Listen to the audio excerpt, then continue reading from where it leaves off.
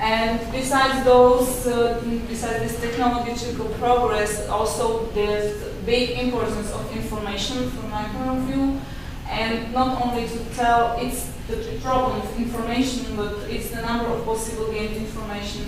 Also is the option how to get them, the criteria of sorting them, because if you get right information and you sort them in a bad way, then it can be useless. The speed of information transfer, the ease of information manipulation, and also the disinformation, which most of the people forget about, together with industrial espionage, which can be very bad. So, what's also the latest trends? I divided them into 3 groups. The first one, it's the informatization, super-turbulence, super-competition, and intellectualization. Here you can see that the biggest factor here is the existence of information and the importance of information and the speed of its transfer. The diversification, and we heard about it today a lot, can be also one of the strategies. But nowadays there's a big importance of being different. There are so many publications talking about it.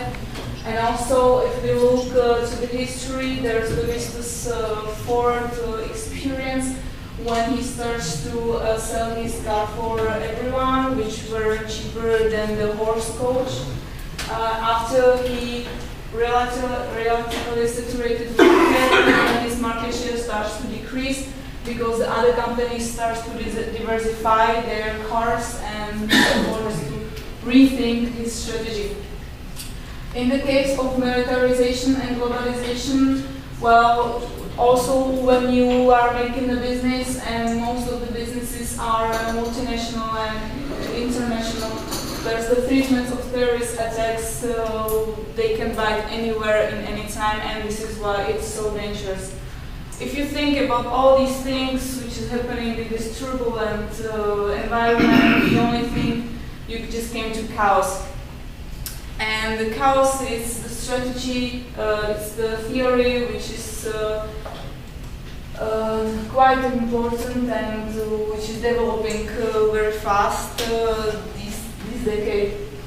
The thing is, in terms of competitive strategies, when we talk about the classics as Mr. Porter or Kotler or Drucker, the thing is that the author presumes that it can be good as a starting point, but is it necessary and is it applicable to today's business world?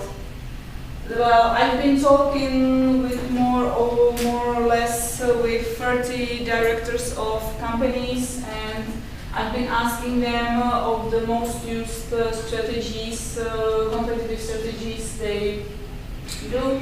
And they told me that it's mostly the benchmarking, we heard about it today, the strategic alliances, or they apply the blue ocean strategies. And here I'd like to know that I've been talking mostly with the IT companies, and in IT business there's quite often completely new product, new solution, so the blue ocean strategies is here right up to.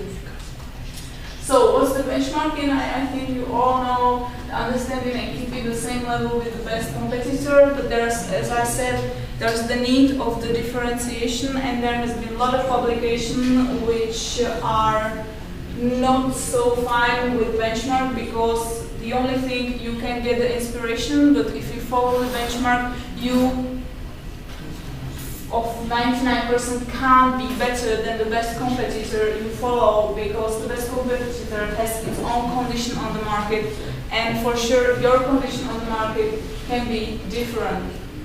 Then it's strategic alliances, the negotiated agreements between 2 or more companies saying what one will do. Also, you always know, or each part knows the benefits of the cooperation. This is most used in research and development, but nowadays also starts clusters and other companies' connections, not only for research and development, also in the marketing point of view. The blue ocean strategies, that's when you have a unique product or service that makes you a unique market, and that makes you unique profit, I would say, that makes no competition. When some people, maybe from China, came and they start to copy your product, then your blue ocean will turn to red ocean. So then it's time to follow another strategy or come with completely new product and make your new blue ocean. The blue ocean can also lead to non-corrosive strategic alliances, which is mutual influence of between the industries. So the example is, for example, the mortgages, which is like financial industry, and the real estate environment. Here is the link quite clear. Well, for the chaos and all the environment, and I'm coming to final of my presentation, I'd like to give you a few recommendations based mainly on the Peter's book, but also on the other authors. He says that the importance is to love the change. People don't want to change. It's a very big problem. Bring changes to any company, to even for our personal life. But that's the most important, that you know that you live in a very violent and fastly changing environment, and you just know that you have to change and you love it because what you like, you do the best way. Then it's the emphasize the human factor. The company is not just the financial statements and the building, it's mostly the people in it and the work they do. So there is big emphasis on it.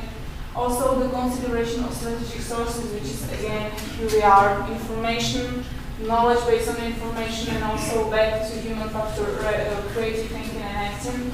Then there has to be a good leader personality. This is quite important, and simplification. Because lots of processes, lots of companies and industries, and also the legal procedures and altogether is quite complicated, so the need of simplification is very big. So when I've been reviewing these top managers, I find out that the mass of the consumers is not taking care of how environmentally friendly the company or the product is, or the qualification of management, how many people with MBA are there, or the brand connected to campaign of Olympic Games or whatever, charity or some VIP using the product, or if the customer can get the third after 6 shop some discount or something like that. The thing is that the interest of the consumer is mostly the price, but nowadays it's not only the price, because we are in the 21st century, it's the mutual relation between the price and quality. So my last recommendation, it's the cost supervision and quality in nowadays environments, and as a method I recommend you the value analysis, but that's for another paper. So thank you for your attention. Thank you.